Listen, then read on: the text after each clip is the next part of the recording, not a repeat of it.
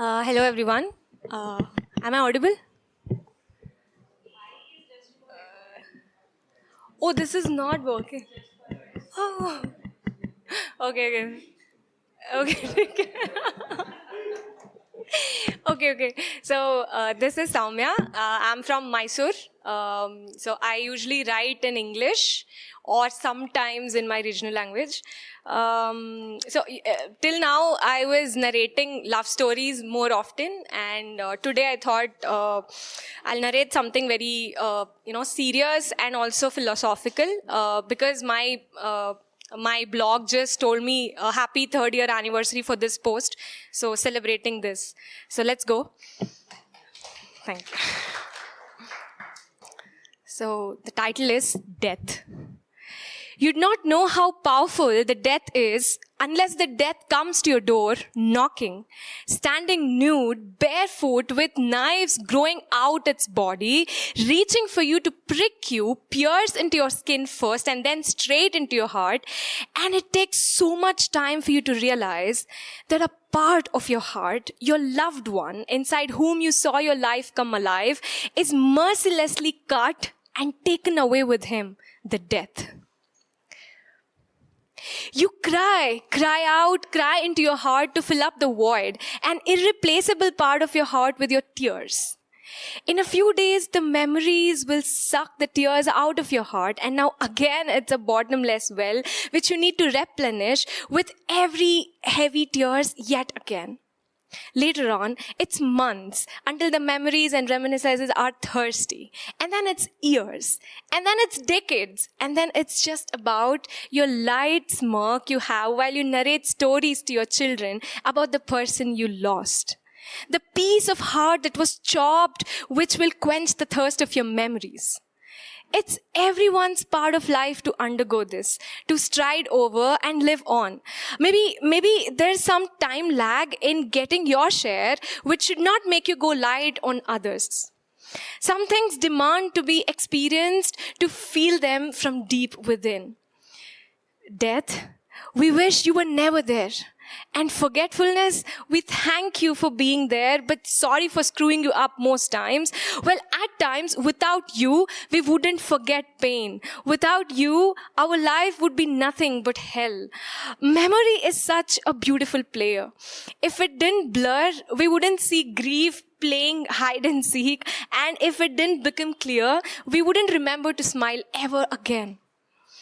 Isn't that unfair on our part to only value one's life after death or while they're on their deathbed and take them for granted when alive? Regret is such a harsh punishment we get for taking a person for granted. For example, why didn't I sit down and spend time with them while I had all the time in the world right on my hands?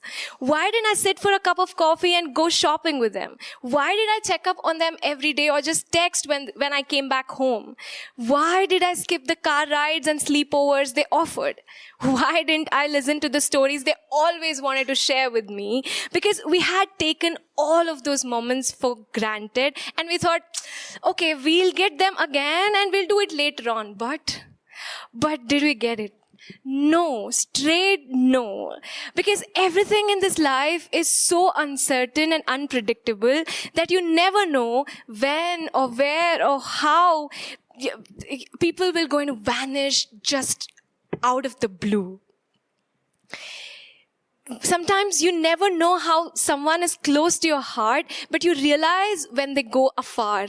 When they go far from this land, depart, and then you can see nothing but a blank space in the void of your heart. Anything can happen any moment, but understanding and realizing that we should live our life to the fullest and also be a part of others' life when given a chance to and not run away from it will maybe reduce the depth of the well of grief which will be dug up in your heart. Also, we've seen a lot of people being all egoistic, status-minded, and wrap themselves in a false pride that without them, the world doesn't run, who spend their lives spewing hate at everybody possible. But the real question is, what for? What is that you're going to take away with you when your soul leaves your prestige-focused, caste-conscious and I-centric body? We just become a mere body and nothing else. Our name, our caste, our race, our money, or everything. Literally, even our clothes will be ripped apart. And once we stop breathing, we become just a body, just the mortal remains that are going to get into the mud, integrate within the mud. So why so much pride, hatred, jealousy, or grudge? In the end, it's only the love and respect we've earned and will last, and nothing else. Nothing. It's finally how many people will miss us and remember us for the good deeds we did all our lives and not the money we made. It's only about how immortal we are in the minds of people after our mortal remains just dissolve into the mud. It's only how people want to walk through our footprints left behind, feeling our presence and not the printed notes we have stacked up in our cupboard. That's why let's be kind, let's be very humble, let's forget and forgive, learn from our mistakes, and give as much love as we can to people around us. Because in the end, it's all about the satisfaction our soul would get taking an exit from us.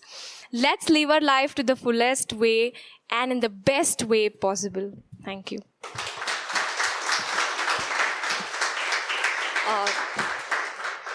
So before I conclude any story, I usually end it with a song. Death is something very much beyond our perception, and you know, it's beyond dimensions, and it's very hard to contemplate or even commiserate with death. 𝙑𝙀𝙀𝙧𝙀𝙀 is a very favorite song of mine. I often listen to, and I think the lyrics of it very much relates to what I just narrated. So I want to go with that song. Just a bit, I'll not take much time.